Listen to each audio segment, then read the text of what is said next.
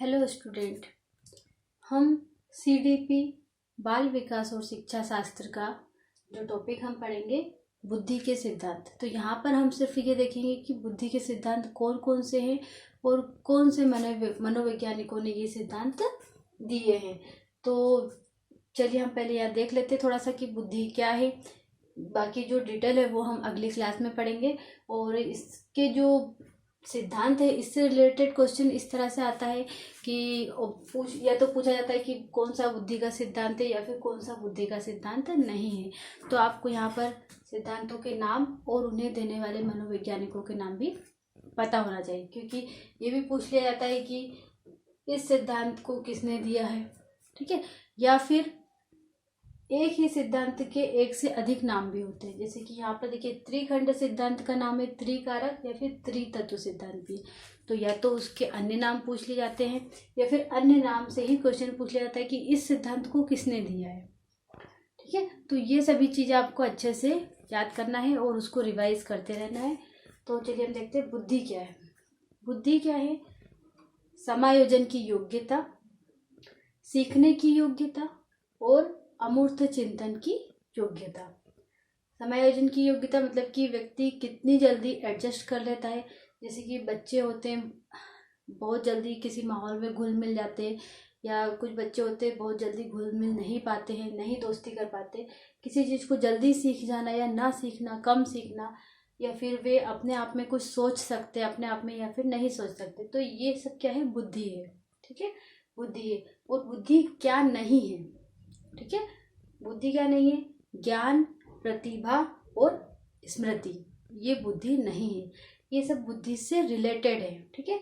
ज्ञान, प्रतिभा और स्मृति क्यों? मान लीजिए कोई बच्चा कम बुद्धिमान है, ठीक है। हम कहते हैं कि ये बच्चा कम बुद्धिमान है, लेकिन ये जरूरी नहीं कि वह प्रतिभाशाली नहीं हो सकता। क्यों?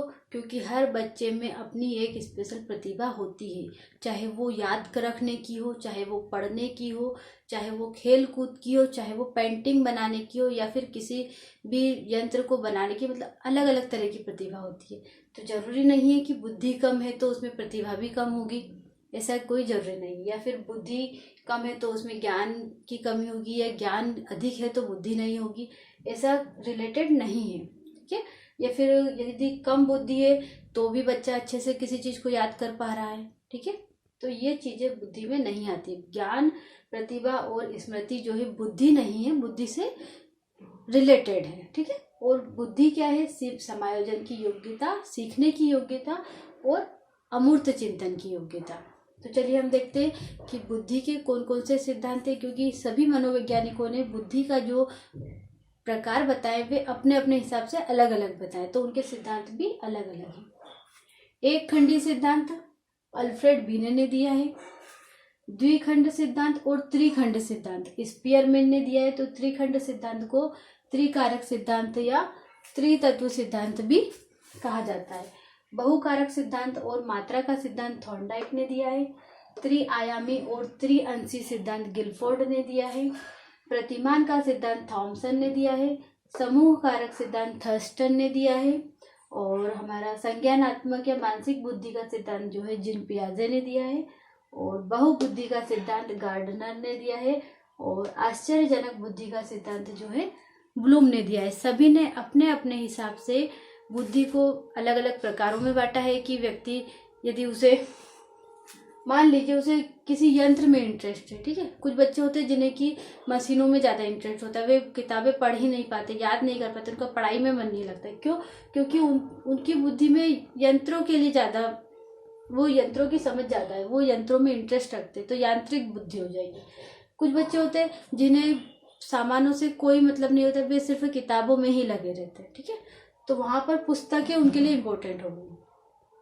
कुछ होते हैं जिन्हें कि ना तो पुस्तकों में लगाव होता है ना ही यंत्रों में लगाव होता है, वे सामाजिक कार्यक्रमों में ज़्यादा भाग लेते हैं, ठीक है। तो वह सामाजिक बुद्धि हो जाती है। तो इसी प्रकार से सभी मनोवैज्ञानिकों ने जो बुद्धि का प्रकार बताए वे अपने अपने हिसाब से अलग अलग तरह से बताए। तो ये सभी सिद्धांत हम आगे क्लासों में पढ़ेंगे। और अभी के लिए आपको ये सभी सिद्धांत और इन्हें देने वाले जो मनोवैज्ञानिक हैं उनके नाम अच्छे से याद करना है और रिवाइज करते रहना है।